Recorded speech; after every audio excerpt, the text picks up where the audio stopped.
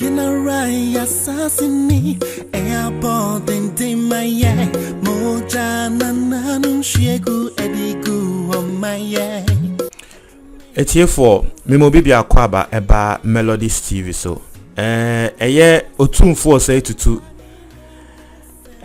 otiko koso eden sembi atudwa na onim se twi kasa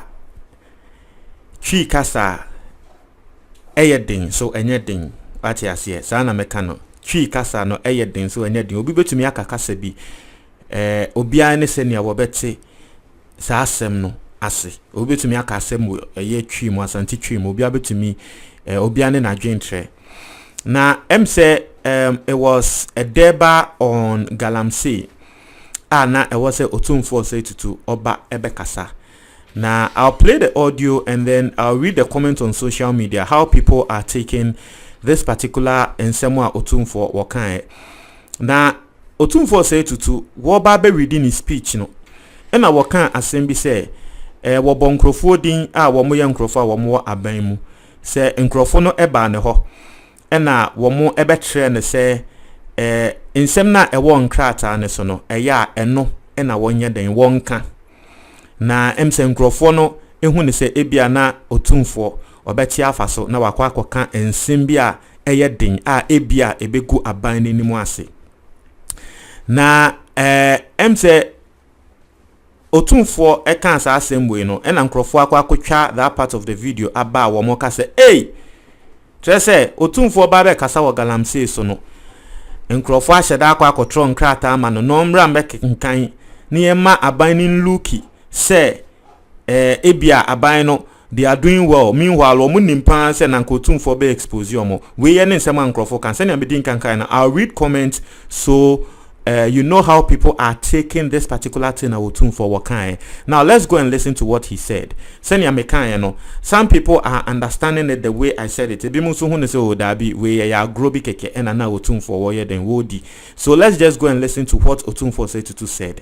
Yeba na onso senya what say adia otumfo aka no senya what say ase no watch our comment box no more. But answer your economist, we have a new YouTube channel. Ya say you post videos mo ade bia mo kan say you post videos no you create channel I edit videos no eto ho emamo link no our comment box no more into no me pese edu baby enche mo amo send audios ni nyama ni an ye de be ko ho into no yenko ni nkotie otumfo ne nsem no embra Answer and making time, Master Mabekano. Before I read my speech, I can't send me no business here. And Regional Minister ne meba Jina Pomba and almost say, and a pachoya can't the work ratano, so Mr. Mapreso Mekana. And this I know news be a mechanism fufrobia, air den kakra.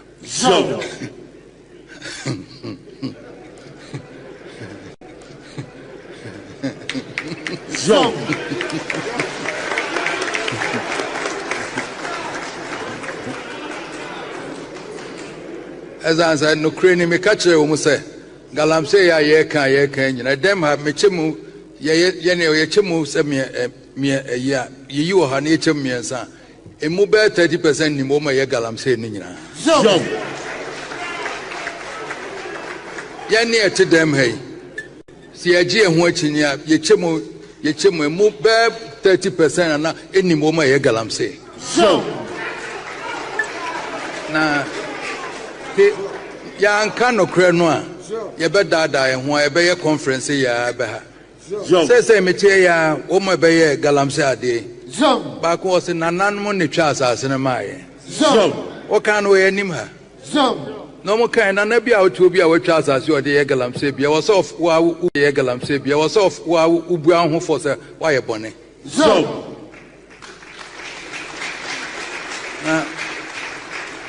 Uko krom na sampa so dia asase amase enye Galamsey na ate ho a na hini be na wudie e bone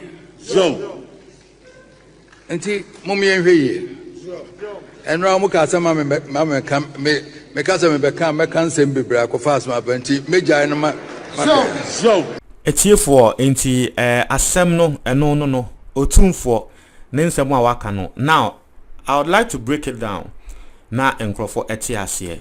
The first one otumfo ekan no was say regional minister ene Jinapo ebehu no ena wo mo tre ne se Nana Yesrew enyama na ewo enkrata ne so no eye na wakenkan na sa asem na otumfo kan no eno na ma nkrofo ka se na tre se nkrofo yi aban impanyifo yi ena ahye da tro nkrata e de abre otumfo se otumfo mbe kenkan enkrata na wo mo atro no womo ebia womo bebcheda ye se womo bo aban abaso se aban no wo ya ade akon tia galamsey so that otumfo oka Ghana for ebehu ne se eyotumfo na eye den wo ka no eno eye school of thought and crofo eka because otumfo se tutu ankasa na aka se womo ba ne ho no mo beka se eye a wonka de ewo krata ne so nanso eno de fa ho ekeka nsem kakra na later no at the end no moti de okan wo se ono de e wo se wo twa so e wa ha because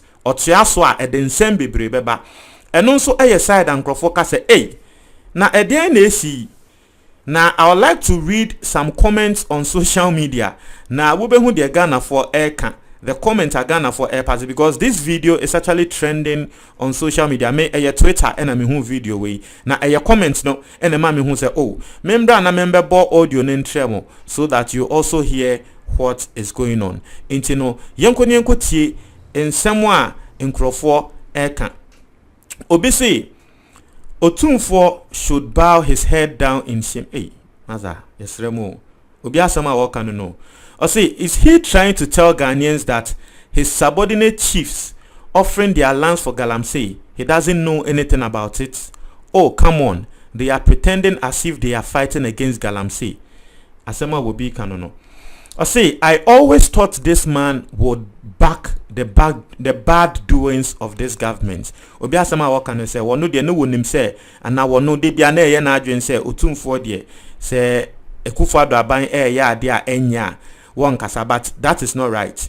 Samunya mobekaya embra Delta Force for court kosi commotion. Otumfo came out to speak against that particular thing. So I mean, if you say that, it is not right. Obi say Jinapo and his people to get vimo. It be Otumfo you they go bribe and gag. Mr. Otumfo akasa ya bribe no. Otumfo ankasa ya bribe no. Bobi asama wakana no. Or say it be Otumfo you they go bribe and gag with something he's not involved in.